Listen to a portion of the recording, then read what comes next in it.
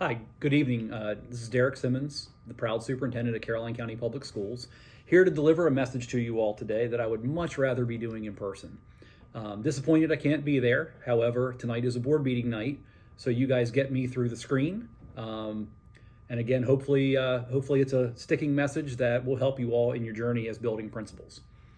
So the topic I was asked to address was leading change and affecting change. So I figure I would start with a story from my past of trying to lead change and, to be honest, failing pretty miserably, because we learn a lot through that. And it was from my time as a principal, as a really new administrator in a building at Colonel Richardson High School. So we researched something. It was called One Lunch. It was basically taking our high school and putting all of our students on one lunch period. And that one lunch period, the activity period, would be time for them to get extra supports, participate in clubs. It would be this great thing that would help all students. We went and saw other schools doing it, much larger schools, and we thought this will be great. I was young. I was naive. I probably thought I knew everything, and was like, we got this. We'll nail it. We'll create the perfect plan. We'll make sure we follow, and I literally still have the book. It's an oldie but a goodie from '96. John Cotter's Leading Change. Good stuff in it. Made sure we followed Cotter's process for change. We built, kind of drove that point home for the sense of urgency for why we needed to do it. We built our coalition. Again, we put everything in place. It worked well for a period of time. It was great for 3 or 4 months, and then it started eroding, and the struggles came, and we couldn't quite figure out why. And then you go through the stages of trying to figure out where the struggles were, and what we started doing really was we were band-aiding things where we probably missed our mark before we got started. One lunch ended at the end of that school year. Actually, before that school year ended, we ended it, and to never come back again, unfortunately, because it was a great concept, but we really did miss our mark. And part of it was really looking at change and why change works or doesn't work in education. And a big part that we missed was our people and relationships, and building those components out and understanding the importance of doing that. So I wanted to walk you through some things that I try to look at now as a superintendent. I'll be honest, most of which I've learned from trial and error. I do read quite a bit about leadership and about change, participated in all those fun things that are out there, Shore Leadership, Leadership Maryland. I've had a leadership coach, phenomenal opportunity. But most of it you learn through experience. And more often than not, we learn when things do not go well and take the time to reflect upon it. So what I would ask every building principal to think about, before you embark on a change, really think, what is it you're trying to change? Does whatever it is actually need to be changed? You've got to know where you are as a leader. You have to know what your drivers are, and know what's going to kind of bring that professional excitement into what it is that you're doing. Because if you're trying to change something, it is kind of your life's work at that time. You have to embody it. You have to believe in it. You have to walk it. You have to breathe it. You've got to be the example of why that change is going to stick. So if you're trying to change something that you truly don't believe in, people will see it. I'm dealing with all adults, and if you've been in secondary, I'm sure you know this. My time was largely in secondary. Most teachers have got a really good, there's no other nice way to put it, they have really good BS detectors. Most folks we work with know if something is not at our own core values and beliefs. And trying to make a change that you don't fully believe in or are vested in is very difficult. Because again, you have to be the model, you have to be the one driving it. So as a leader, I would start with trying to make sure that you know who you are. And when I say who you are, it's the really who are you. And a few of our county principals are at this meeting tonight. And actually, two of you have heard my really bad reference to a movie that was actually filmed in Berlin. There's actually a reference to a 90s movie as well, Singles, in the really bad example, but it works. For those of you who have seen Runaway Bride with Julia Roberts, part of the premise in that movie, Julia Roberts likes her eggs whatever way that the person who she's with likes her eggs. And not till the end of the movie she finds out how she actually likes her eggs, and that's how, one of those things, true love, all that good stuff in the movie. As a leader, how do you like your eggs? You've got to know how you like your eggs. And again, it goes back to knowing who you are and what your drivers are. Because you can't change something you don't believe in. You can't lead it if you don't believe in it. So I would essentially really think about that as a component. Once you know who you are, and we've handled that existential question, and you're feeling good about yourself, I want to go back to what is it that you're trying to change? What's the reason you're trying to change it? In Maryland, we know the pressures that exist because of the accountability systems. But if you're trying to bring about change to hit an accountability metric, and that is your true core driver, say to increase your MCAP scores in 5th grade reading, that's not a why. That's not something that's going to stand the test of time, and people are going to get behind and go, you know what, we really need to change things for this. But if you look at the performance of your kids and the importance of literacy and the lifelong opportunities that exist because of kids who are reading on grade level when they leave grade 3, and that being such a huge indicator, that's a much better why than, well, our 3rd grade MCAP scores are worse than Talbot County, so we've got to do a little bit more so we can increase by 3% to beat them. Talbot, I don't know how close we are to you. Just a good example. You've got to have that core piece that really drives you at your center, because that's what people will stand behind and get behind. So I want to reference another book for those who are there. I know you guys are reading Trust and Inspire. Great book. Hopefully you guys are enjoying it, and you will enjoy it. It's fantastic. But another book that I ended up reading, and I do like his leadership work that he's done, is Andy Stanley and Next Generation Leader. Fantastic book, but it does really help when you're talking about making the changes for an organization. It does a lot of great work around organizational change. One component that exists within it, and when you're talking about change,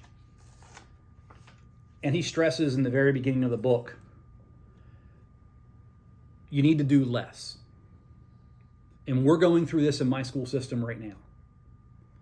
School systems have to be everything to everybody. Your school has to be. Your elementary school has to be everything to everybody. Your middle school, your high school has to be everything to everybody. But if you truly want to improve, you can't simultaneously try to change 10 to 15 different things and truly affect the core level change you need to have a stronger school for every kid in that building. You have to focus in on a few key drivers that you know can reach across those subsets and really affect change, that can really shift culture, that can continue when you're gone. Yes, we would love to see building principals in a building for 10 years. I'd love to see us get back to that. National averages and state averages say it doesn't happen. So when you're trying to affect change, what are the changes that are going to last when you're gone? Your personality is out of the picture. You can't get there if you're trying to do too many things. So you have to start with a core thing that everybody can rally around. So again, start with a clear piece of the one thing. Connected with that, and I know you've been doing work around vision. This goes back to the piece of who you are as a leader. You've got to have a clear vision about what it is that you hope to see changed in your school and what is the end result. Where is your school going to end up 10 years from now? It has to be clear. It has to be easy to follow. I'm a fan of simplicity, because the other piece is it has to be who you really are. It has to be that piece that when someone sees you, they already know in their head what your drivers are and what are the things that are going to stick out if you come in or if someone walks into your school. We have really tried to focus in Caroline County as a school system over the last couple years, since my time in this position, really in the last two, of really trying to bring back an inherent focus on literacy and mathematics, and in truly building in an MTSS system. It's that simple. We're trying to keep priorities small, because if we do those things really well, it impacts change. But I try to make sure that I stay on message with things I truly believe in, so I don't have to worry about, am I saying the right thing at the right moment around different groups of people? If I'm clear about what I see as the drivers, people know where I'm coming from and entering into a conversation as a leader in the system. It's important as a principal to know that. You have a tremendous amount of demands on your time. You have a tremendous amount of demands, not just on time, but on your attention. And it's easy to try to tailor your responses and your drive to the people sitting in front of you. But you will be an unhappy, miserable principal if that's the case, because you're not living true to who you are. The last piece I'll touch on change, and it brings in these components, and it's really at the heart of it. And this is where we truly fell off of the piece of one lunch.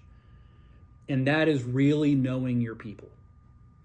And when I mean knowing your people, knowing your people. Change does not happen unless you really have buy-in. And everybody who's listening to this is either a first year or second year principal. And even our first year principals, I am sure you have already learned this. There is perceived buy-in and there's real buy-in. People can sit in front of you and will tell you what they want you to hear. People will tell you they're behind an idea. But when push comes to shove, they shut their door or they're in the parking lot talking. And if they're not behind your idea, they're probably killing your idea. But you have to know that. And I'm not saying they're wrong for not loving whatever the change is that's coming. But as a leader, you have to know who is behind the change, who is reluctant to the change and just needs to know a little more, and who is the no way, no shape, no how, not doing it. You have to know that. You literally have to have, and you should be able to sketch out on a piece of paper, every staff member in your building and know where they stand on whatever the change is that you're putting in place. I tell you, sitting in this seat right now with 5,500 students, about 1,000 employees, I try to do that as best as I possibly can with my buildings and within subsets within our buildings to know where people stand. And again, one of the things that we can get called into in leadership, and I hope you appreciate this, people that we are leading, that we're asked to lead, it's okay that they feel the way they do about the change we are trying to enact. Because we learn what gets in the way of them accepting it if we have an open opportunity for conversation and they can tell me how they truly feel about something we're trying to do. I wish I knew that as a young principal. I wish I understood that what everybody told me to my face was not truly how they felt.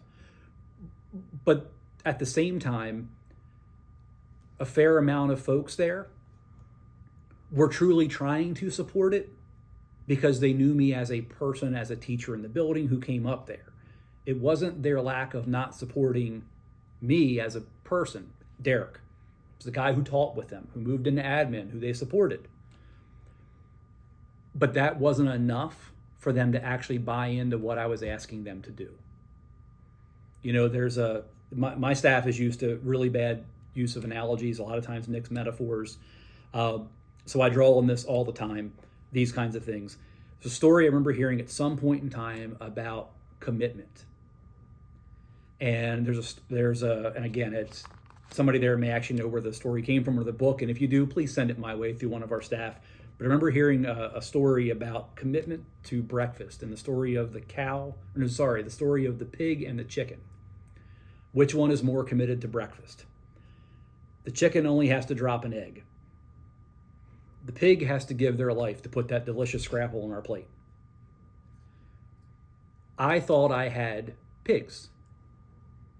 I thought I had full commitment to our change we were putting in place at the high school at the time. What I had was a really good mixture of pigs and chickens. I didn't have folks that weren't part of, that were 100% no way, maybe one or two, but I had more chickens than I realized. And the chickens could go along long enough with the change until it got a little bit hairy or things got a little bit sticky. And that's when they started sort of detracting and pulling away. And I miscalculated my people. And that is a really essential thing for you to think about in terms of change. The last piece I will talk about that I want to share with you all when you're affecting change is not easy. There literally are on the bookshelves behind me, and even over on this side, a tremendous amount of books going back to the 70s about the need to change schools. I could literally walk over on my shelf and pull off John Goodlad's book, A Place Called School, or The Shopping Mall High School, which were books that were written in the late 70s and early 80s, and they say almost the same thing that stuff does today about the need to change schools and the types of change that need to take place in schools. And it still hasn't happened because change is hard. Change is difficult. We're asking people to think about doing things differently than they have before. But you have to have the stick-with-itness. And when you are leading change, change takes time. You know, I said earlier that I'd love to see our principals in a building for 10 years. I'm sure some of you all are thinking the same thing. We'd love to see that long-term placement. Typically, it doesn't happen that way. Most of you, when you start to affect change, you may not be there to see the results. And that's hard. Because we live in a world where we want to see results fast, and people want to see results fast. Those evaluating you love to see results fast. But in reality, results don't come fast. Not if they are the results that are built to last. You know, we can put quick things in place to have quick fixes, but quick fixes typically do not last. So you really have to have the stomach and the drive for whatever it is that you're trying to change in your school. And you've got to be able to get that piece with your people to get behind you to lead that sort of change. Again, you can look within your own system to probably find examples where change didn't stick. And there's a lot to learn from when it doesn't. But give yourself the opportunity and the humility to look at those opportunities where it didn't work, to figure out how we could have done something differently to lead that sort of change within your school. The last thing, enjoy what you're doing. Absolutely enjoy what you're doing at the building principalship. It's a hard job. It's a very hard job. I'll be honest, it's the hardest job I've had except for this one. Probably prepared me the most for this one. It's kind of like a building principal just with more schools, more responsibilities, but a lot of the things I rely on are what I learned every day as a principal. But the other piece I'll share, and it may be tough to hear as a new principal, when you're leading change, make sure you're also at the right fit for you and your beliefs. Your core values have to match the change that you're leading, but they also have to match the environment in which you are trying to lead that change. And they have to match the core values for the school system you're working in to lead that change. It's a tough job. Education is not going to get any easier. We know that. We're blessed to have you all working in public education, leading our buildings. But life is too short for you to feel that you're at a place that your drivers don't match the staff you're working with, or don't match the kind of change you want to bring. And as a leader, it's tough to accept that and understand that at times, but you have to do the work where you feel best, where you can make the work happen. And I know that's a interesting piece for a current superintendent to leave you with. And I'm not trying to recruit anybody to my county, nor am I trying to get anybody to leave our county. But being a principal is stressful. Being a principal impacts every single part of your life. It is truly a lifestyle. So please make sure that you're doing it where you know you can give all you can, and that you feel that you can truly make a difference, and feel valued and supported in doing so. Life is too short. Hopefully that gives you some words of inspiration and some things to think about. And hopefully I can come at a time and answer any questions that anybody has. But thank you guys for the opportunity, and have a great night.